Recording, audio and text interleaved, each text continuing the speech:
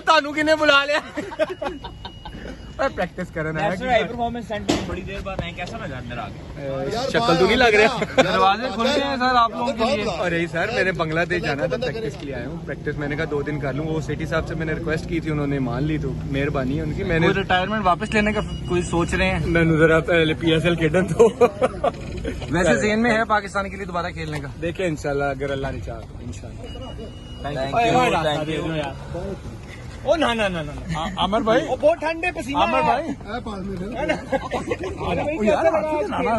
मेरे आगे लाएगी। तो मैं वैसे ही रहा हूँ, प्रैक्टिस के लिए आया था। वैसे कैसा यार, फैसिलिटीज NCA से बेटर कौन सी हो सकती है प्रैक्टिस के लिए? तो इसलिए मैं आया था कि मैंने कहा चलो 2-3 दिन जरा प्रैक्टिस कर लूँ, तो BPL के लिए अच्छी तैयारी हो जाएगी, इसलिए आया था। और कोई ऐसी बात नहीं है भाई। टेस्ट मैच फॉलो कर रहे हैं, पाकिस्तान का ड्रॉ हो गया यार, बहुत अच्छा खेल है सैफी, इमाम और आई थिंक एंड पे साउथ बहुत अच्छा खेल है। अच्छी एफर्ट थी, जिस तरह की सिचुएशन थी। I think credit goes to Pakistan. मुझे नजर तो थैंक यू।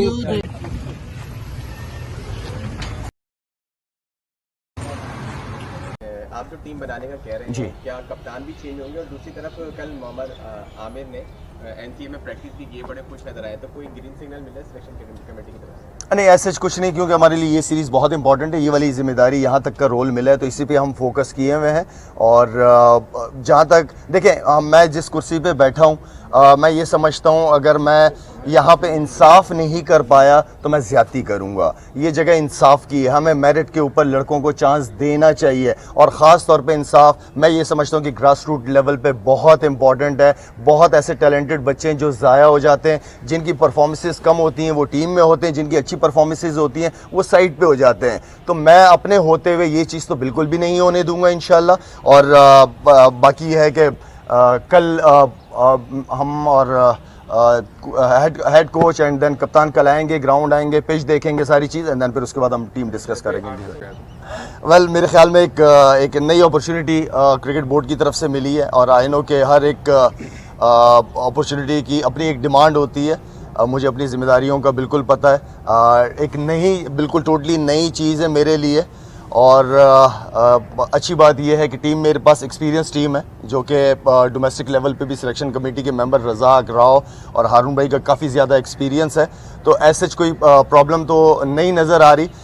लेकिन जो चीज़ें मुझे नज़र आ रही है, वो सबसे बड़ा जो प्रॉब्लम मैं समझता हूँ, वो कम्युनिकेशन गैप की जो है, वो मुझे बहुत नज़र आया है।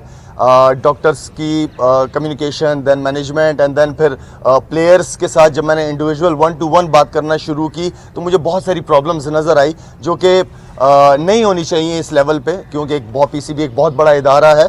और मैं ये समझता हूँ कि अगर हर आदमी अपने डोमेन में रह के काम करेगा तो काम अच्छे भी होंगे और सही भी होंगे, और हर बंदे को अपनी ज़िम्मेदारी का एहसास होगा। तो मुझे ये ज़िम्मेदारी मिली है, और इस ज़िम्मेदारी को, जो भी मेरे पास ये न्यूजीलैंड की सीरीज़ है, मेरी और मेरी सिलेक्शन कमेटी के साथ जो मेरी बात हुई है, मेरी ये चाहत है, ये ख्वाहिश है कि हम जाते जाते पाकिस्तान की एटलीस्ट 2 टीमें लाजमी बनाएं, कि हमारी बेंच जितनी स्ट्रॉन्ग होगी, हमारा जो लड़का अंदर खेल रहा होगा उसको ये एहसास होगा कि मेरे पीछे एक लड़का बैठा हुआ है। तो बैकअप हम तैयार करते नहीं है, और प्लेयर फिर खेल रहा होता है, फॉर्म में होता है, या बगैर प्रेशर के खेलता है कि मेरे पीछे तो कोई है नहीं। तो मेरी और सिलेक्शन कमेटी की ये कोशिश है कि हम जाते जाते 2 टीमें पाकिस्तान की लाजमी बना के जाएँ। शाहिद भाई, अभी क्यूरेटर्स को आपने क्या हिदायत की है, पिच का मुआयना किया है, ऐसे 2 दिन में क्या चमत्कार हो जाएगा कि वो पिच जो है वो बहुत अच्छी हो जाएगी? देखें, एक जो मेन चीज़ है वो हमारे हाथ में कोशिश है।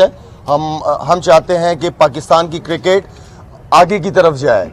जिस तरीके की पिचेस पे हमने पास्ट में खेला है, इससे पाकिस्तान कभी भी दुनिया में नंबर 1, नंबर 2 या नंबर 3 नंबर पे आ ही नहीं सकती। टेस्ट टीम कभी नहीं बन सकती।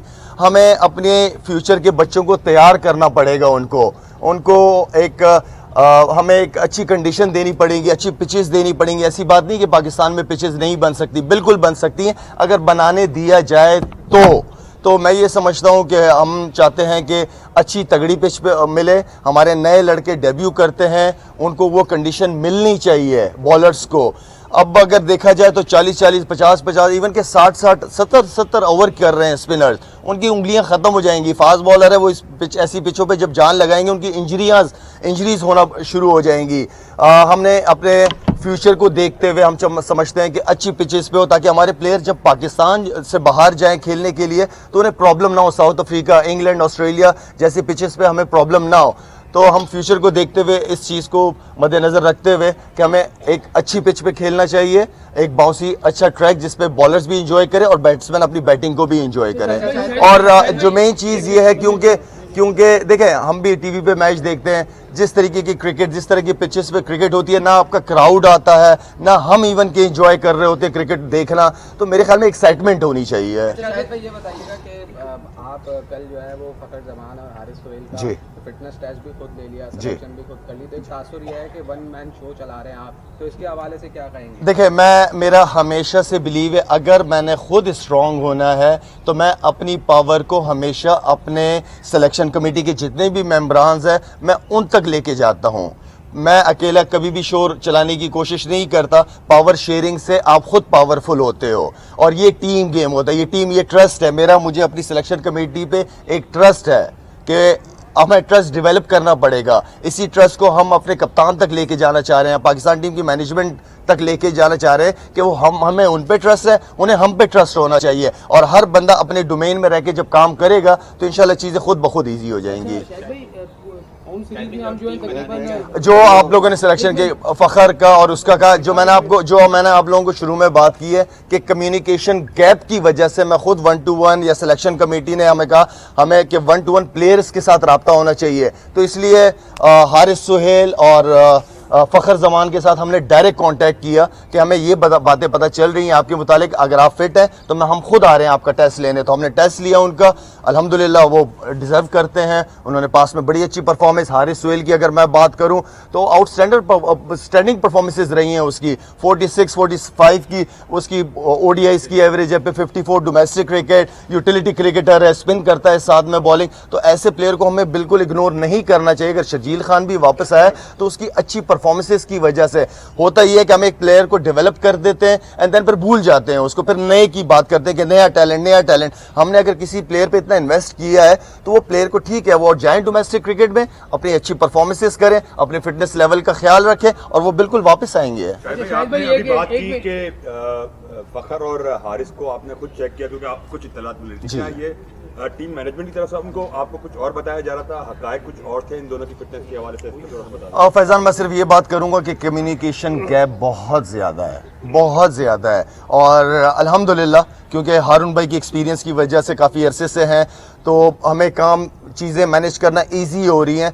असल चीज़ ये है कि सिलेक्शन कमेटी के अगर चेयरमैन कोई भी, मैं हूँ नहीं हूँ, जो भी है, वो एटलीस्ट प्लेयर्स के साथ 1-to-1 खुद कांटेक्ट में रहे ताकि उस तक इंफॉर्मेशन बिल्कुल सही मिले। अच्छा शाहिद भाई ये बताइए